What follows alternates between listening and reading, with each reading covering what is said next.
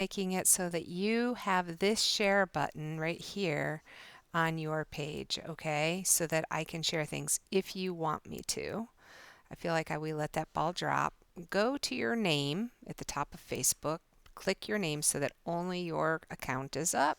Then go up here to this little drop down arrow, go down to settings, go over to privacy on the left side here, and then right here, who can see future posts? You can make it public. Click edit, and this is where you choose public, friends, whatever. Mine's all public. And if there's something I share that I don't want, say my Uncle John, he's a fundamentalist Christian, to see, I can go in and change that right in on the actual post so he doesn't see it. Review all your posts and things you're tagged in. You can change all of your different settings here that way, but that's how you make it so that I can share things off of your page, and then you go back to your name.